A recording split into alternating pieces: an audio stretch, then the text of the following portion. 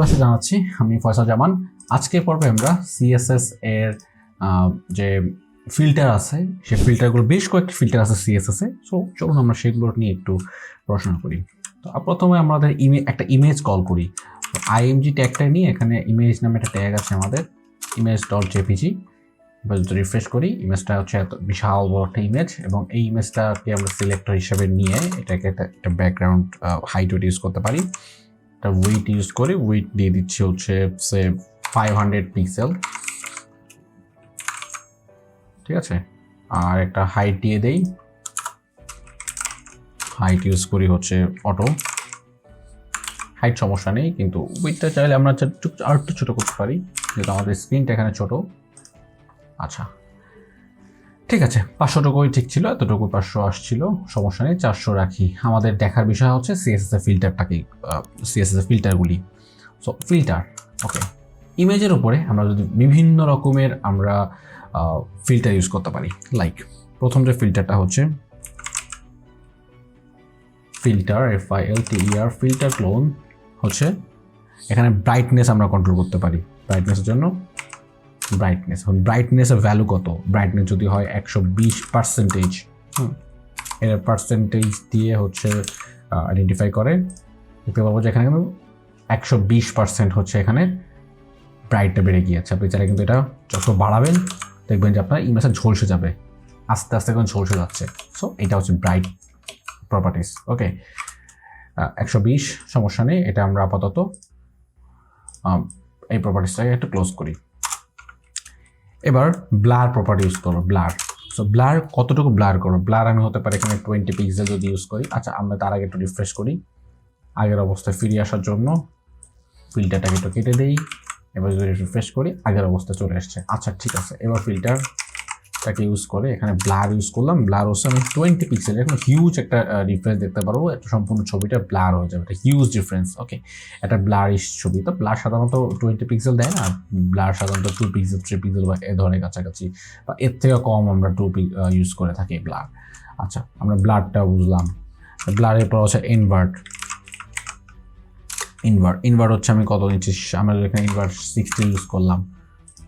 দেখতে পাচ্ছি এখানে পুরো ছবিটা কিন্তু মানে ডিসকার হয়ে গেছে, ওকে। তো ইনভার্টটা হচ্ছে কাজ হচ্ছে এখানে কোনো ভ্যালুতে কোনো পার্সেন্টেজ না, আপনি শুধু ডিরেক্টলি সংখ্যা বসিয়ে দেবেন যতটুকু ইনভার্ট করতে চাচ্ছেন। এখন আপনি যদি ইনভার্ট যদি ডিফল্ট হিসাবে আপনি যদি 1 2 করতে চান, সেক্ষেত্রে এতই, ঠিক আছে। ইনভার্টটা বিষয়টা কাজের লাগে না বিষয়টা। এবার হচ্ছে স্যাচুরেটটা হচ্ছে আমরা ম্যাক্সিমাম টাইম আমরা অনেক ফটো এডিটিং করার ক্ষেত্রে এই প্রপার্টিসটাকে আমরা কমন প্রপার্টিস একটা, আমরা যদি একটু স্যাচুরেটের যে ফিল্টারটা আছে এটা যদি ইউজ করি আমরা বুঝতে পারবো।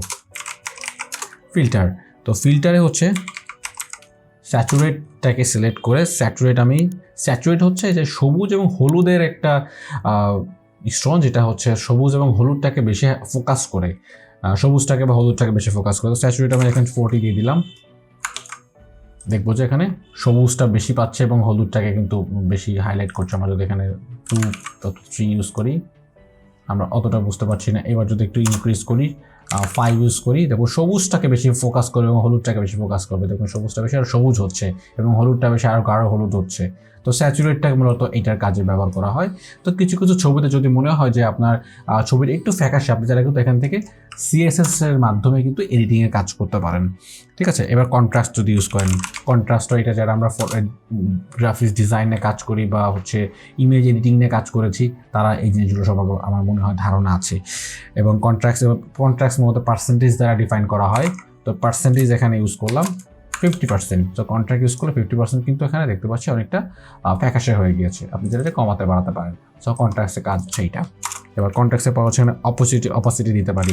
অপোসিটিটা কিন্তু ম্যাক্সিমাম টাইম ইউজ হয়, কারণ অপোসিটি আমরা যখন একটা ওয়েবসাইটের হিরো সেকশন, অর্থাৎ একটা এই যে মেনু হেডার পার্ট ডিজাইন করি, তখন দেখা যায় কি যে আমাদের ইমেজটা উপরে যদি কোনো টেক্সট অ্যাড করতে চাই তাহলে টেক্সটটা ভালোভাবে ফোটে না, কারণ হচ্ছে ইমেজের যে কন্ট্রাস্টটা বা স্যাচুরেটটার কারণে লেখাটা ওইভাবে দেখা যায় না। তখন আমরা কি করি, অপাসিটি কমাই দিই।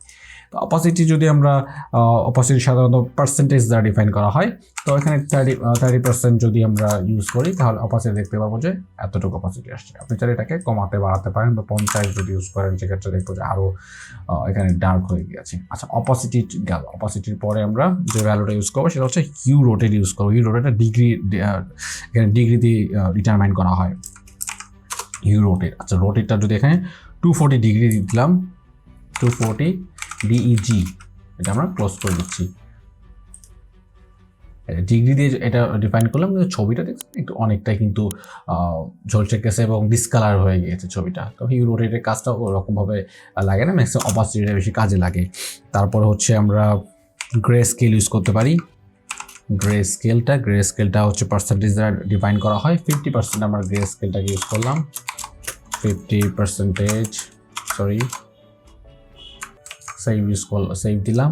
এটা হচ্ছে গ্রে স্কেল হয়ে গেল। ঠিক আছে, আরেকটা প্রপার্টি আমি যদি আপনাদের দেখাই সেটা হচ্ছে সেপিয়া ইউজ করতে পারি। সেপিয়া সাধারণত পার্সেন্টেজ দ্বারা হচ্ছে ডিটারমাইন করা হয়। 80% ইউজ করলাম এবং সেভ দিলাম।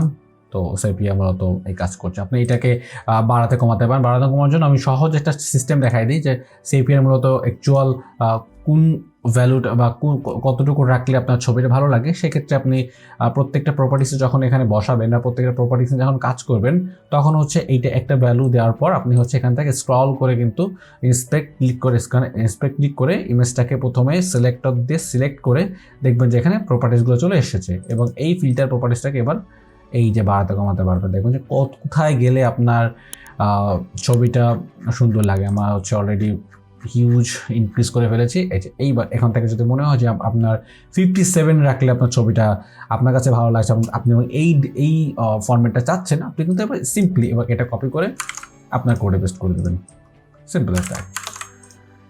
ওকে, সো আশা করি আমরা এই ব্যাপারটা বুঝতে পেরেছি, এবং নেক্সট ক্লাসে আমরা আরও চমৎকার জিনিস শিখবো, এবং আমাদের CSS এর ক্লাসগুলো কিন্তু আর কয়েকটা ক্লাস বাদে আমাদের CSS এর ক্লাসগুলো শেষ করিয়ে দেবো, এবং নেক্সটে আমরা অন্য একটা প্রোগ্রাম শুরু করবো, সেটা হচ্ছে জাভাস্ক্রিপ্ট। এবং যদি পসিবল হয় আগে আমি পুরো স্টেপ নিয়ে কাজ করতে পারি আপনাদের সাথে। সো আজকের ভিডিও পর্যন্ত, পরবর্তী ভিডিও দেখার জন্য আমন্ত্রণ রইল। ধন্যবাদ সবাইকে।